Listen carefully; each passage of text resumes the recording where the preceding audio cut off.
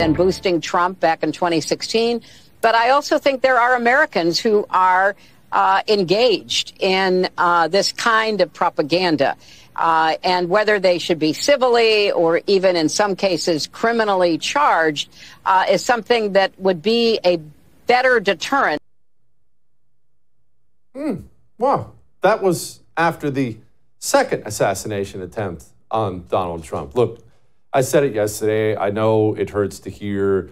I just don't see how we avoid a Trump assassination at this point in time unless Trump massively changes his personal security. It's very clear all the people trying to kill him are going to keep trying to kill him. Democrats aren't going to back off the rhetoric. We're in an ugly situation right now in this country. Joining me now, Ned Ryun, author of the book American Leviathan, also my friend, Ned. Look, tell me how Donald Trump lives, Ned. I hate saying it. I'm sickened. I'm saddened by it. But this is 2 attempts in 2 months. Clearly, the media and Democrats have only ramped things up afterwards. Right. They're already writing articles about it was his fault. We are entering into being a culture of assassination in this country. We are. And Jesse, I sincerely hope that I think there will be other attempts. I think we're at that stage where there will be more attempts on Donald Trump between now and November 5th. I continue to pray for his safety, that God protects him, because they are not going to back down. They view him as an existential threat to them, to the status quo, to the administrative state. And what they're determined to do is make sure he never gains power again. Ned, let's talk about something a little bit deeper here, because it's a question I have, and I don't even know if there's a correct answer, but setting aside all the hive mind stuff and the communist proclivity for using drastic words, everyone's Hitler, I get all that stuff that they always do, that kind of thing. But there does seem to be a different, more visceral response to Trump than even George Bush, who they hated, or Reagan, or it does seem to be different and definitely elevated. What is it specifically? Is it his border policy? We all know the globalists want an open border. Is it foreign policy? This has long been what I suspected, because there's a lot of money and dangerous men involved in foreign policy. Yes. What is it that really gets them wanting this guy dead? Well, I explained in the opening chapter of the book, Donald Trump showed up in D.C. January of 2017, essentially declared, I'm the duly elected president of the United States. For all intents and purposes, he does decide a lot of domestic policy, but a lot of foreign policy as well. And for having the temerity to say, I'm the duly elected president of the American people, saying, I decide, he was treated as an existential threat, as a traitor to his country by the administrative state, by its allies in the Democratic Party, let's face it, inside the establishment Republican Party and the corporate propagandists. The reason they view him as such a threat, Jesse, is because he rejects the premise. He rejects the premise that the administrative state is legitimate. And the reason that they did not view George W. Bush or George H.W. Bush or McCain as such a threat to them is because they accepted the premise that the administrative state was okay. It was perfectly legitimate. And their only problem with it, Jesse, was that they weren't running it. The last president to reject the premise the administrative state was legitimate was Reagan. And the only one since then has been Donald Trump. That's why they hate him so much, because what he wants to do is come in and say, in a constitutional republic, the duly elected representatives of the American people are the ones that decide. And that's not how DC's been running for decades, Jesse. I mean, in the book, I chronicle out the whole process by which they put in place the administrative state, which they intended to separate out from any accountability from the American people and have those unelected bureaucrats do the actual governing of this country.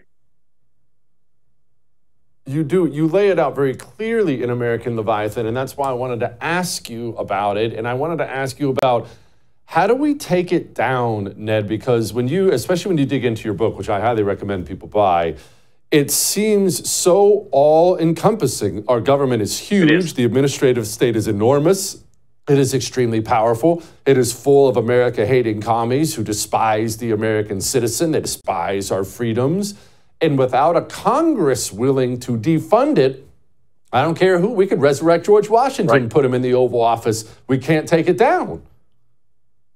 Well, so first of all, let's understand where the progressives are coming from. They hate the moral and political authority of the U.S. Constitution. They've been seeking to undermine it. They've been seeking to destroy the machinery of the republic. And so they've allowed themselves, our elected officials have over the course of the 20th century just ceded more and more power to them. As you mentioned, they keep on funding them. They've even unconstitutionally, Jesse, ceded and subdelegated legislative authority to the administrative state, which resides primarily inside the executive branch. You asked, how do we get back? How can we start to break this apart? Well, there's three things, I think. First of all, since it's in the executive branch, a powerful executive, say Donald J. Trump, can take a lot of steps as the head of the executive branch to break it apart, dismantle it. The Supreme Court is actually stepping up to the plate and saying, we're not going to abide by you taking some of our judicial powers inside the administrative state. The Chevron deference, which I write about, this decision this fall, they said we will no longer defer to the decisions of the unelected bureaucrats and their statutes and regulations. So that's a step in the right direction, Jesse. They also said that the SEC tribunals, the Securities and Exchange Commission, you can no longer have your private tribunals that vote 90% of the time in favor of the SEC. Those are unconstitutional. They undermine an independent judiciary. Oh, by the way, annihilate the Seventh Amendment right to trial by jury. So Supreme Court stepping up, powerful executive stepping up. And the third thing is the American people need to be aware of what's actually going on. That's why I wrote the book.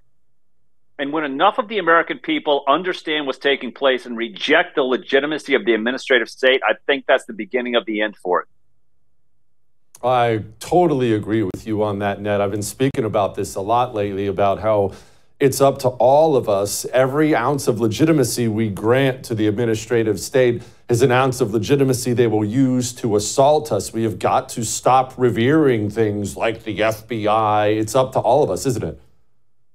Behind me is a biography of Dietrich Bonhoeffer, who said not to act is to act, not to speak is to speak. And the silence of the American people for too long has been taken as them assenting to the administrative state. And the American people need to make their voices heard November 5th. How do you change this whole scenario, Jesse? Politics is policy. You have to gain political power with the right people to change fundamentally how it operates in D.C. So you asked me, how are we going to bring change? Donald Trump needs to get back into political power. He has shown the political courage to go after them. I think there's enough steps laid out in this book and others that he can start to devolve it. But it's going to require a certain amount of political courage. You talk about there'll probably be another assassination attempt on Trump. If and when he wins and is reinaugurated into the White House, Jesse, I'm telling you, we will see a cold political war in D.C. like we've never seen before. Everything that's taken place with the Russian collusion hoax, Ukrainian quid pro quo, all of that, that's just a warm-up act. If he really goes after the administrative state, Katie, bar the door.